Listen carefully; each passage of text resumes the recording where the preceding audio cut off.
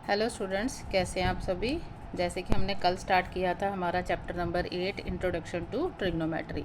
उसमें मैंने आपको बताया था, इंट्रोडक्शन दी थी ट्रिग्नोमेट्री का मतलब क्या होता है, ठीक है। फॉर्मूलाज बताए थे, ट्रिग्नोमेट्रिक रेशोज़ के बारे में बताया था।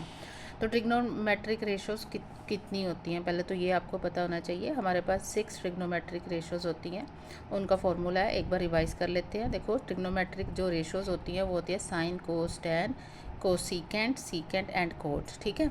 इसका फॉर्मूला क्या होता है, इसको इस तरह से याद रखना, पंडित बद्री प्रसाद हर हर बोल। तो साइन का फॉर्मूला बन गया पी अपॉन एच, कोस का बन गया बी अपॉन एच, टैन का बन गया पी अपॉन बी। इसी तरह से कोसिकेंट को निकालना है तो एच अपॉन पी, सीकेंट को निकालना है तो एच अपॉन बी, और कोट को निकालना है तो बी अपॉन पी। और इसी से हमें ये भी पता लग रहा है कि साइन और कोसिकेंट क्या होते हैं, एक दूसरे के रेसिप्रोकल्स होते हैं। इसी तरह से कोस और सीकेंट होता है, इसी तरह से टैन और कोट होता है। और हमने कल क्या किया था, एक बात और ध्यान में रखनी है कि कल मैंने आपको ये चीज़ बताई थी कि जो ट्राइंगल होती है हमेशा इसमें क्या होती है, राइट एंगल ट्राइंगल होती है, ठीक है। तो राइट एंगल ट्राइंगल के सामने वाली जो साइड होगी वो क्या होगी, वो होगी हमेशा हाइपोटेन्यूज, ठीक है। जो हम एंगल लेंगे, मान लीजिए हमने सी एंगल लिया, तो एंगल के जो बेस मतलब साथ में टच करने वाली जो साइड होगी उसको हमेशा क्या लेंगे, बेस। और एंगल के सामने वाली साइड हमेशा क्या होगी, परपेंडिकुलर। इस बात को ज़रूर ध्यान में रखना है। इसी तरह से अगर हम एंगल ए लेते हैं तो एंगल ए ये है, इसको टच करने वाली साइड ये है, तो इसलिए ये क्या हो गया, बेस। और इस एंगल के सामने वाली साइड क्या है, परपेंडिकुलर। और हाइपोटेन्यूज जो होता है वो हमेशा 90 डिग्री के सामने वाला होता है।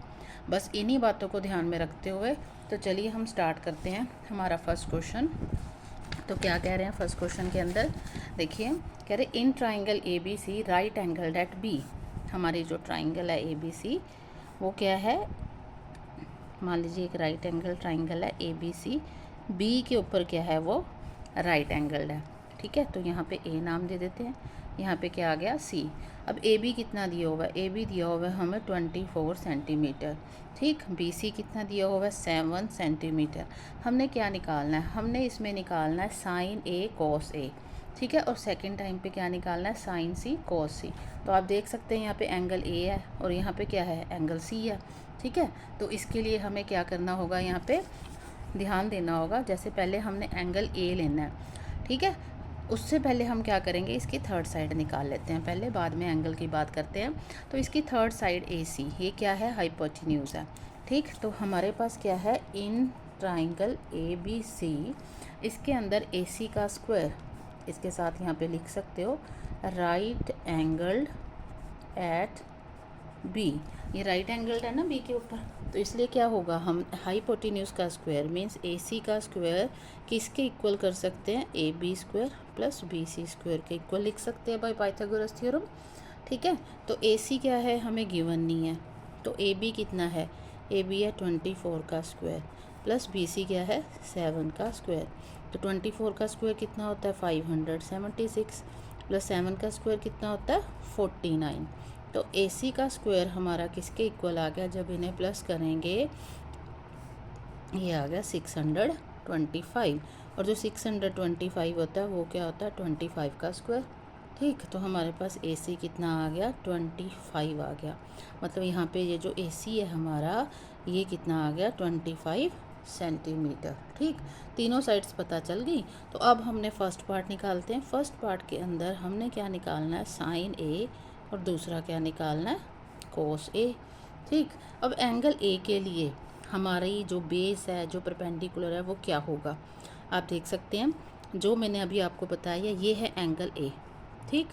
इस एंगल के जो साथ में टच कर रही है साइड, ये ए बी, ये क्या होगी, ये होगी बेस, ठीक। तो यहाँ पे हमारे पास बेस क्या हो जाएगा, यहाँ लिख सकते हैं।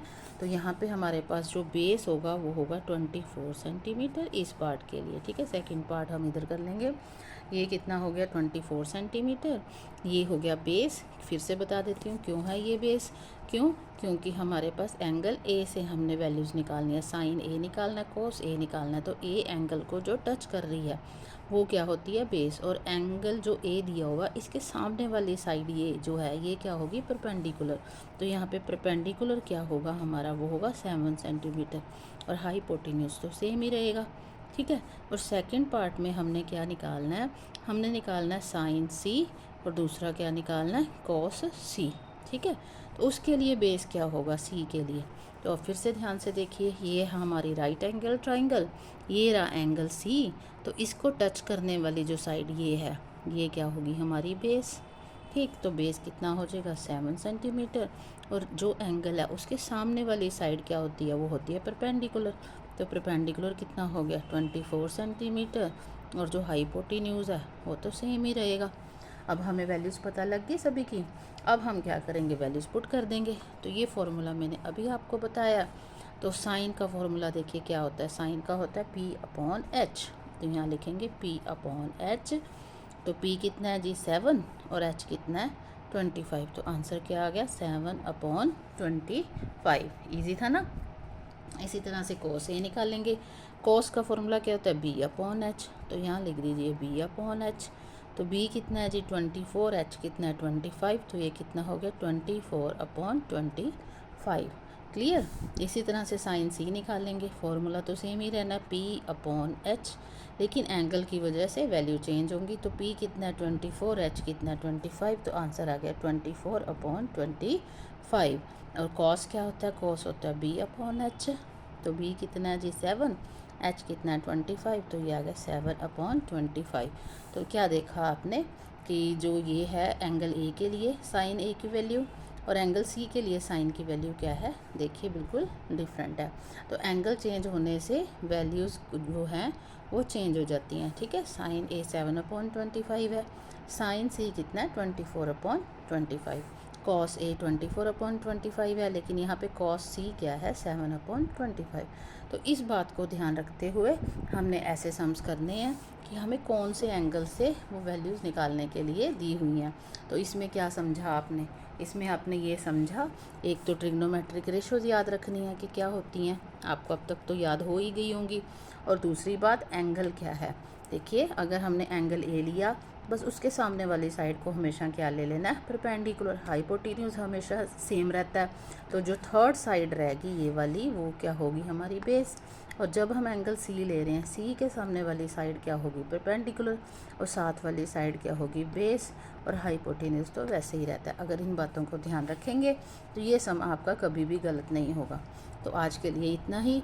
अगर आपको वीडियो अच्छी लगी है तो इसे लाइक कीजिए, इसे शेयर कीजिए, और अभी तक अगर आपने चैनल को सब्सक्राइब नहीं किया तो कर लीजिए, ताकि आने वाली वीडियोस जो हैं वो आपसे मिस ना हो। क्लास 10th का जो फुल मैथ्स है वो करवाया जाएगा इसमें। अपने क्लासमेट्स को भी बोलिए कि इस चैनल को सब्सक्राइब कर लें। Thank you so much.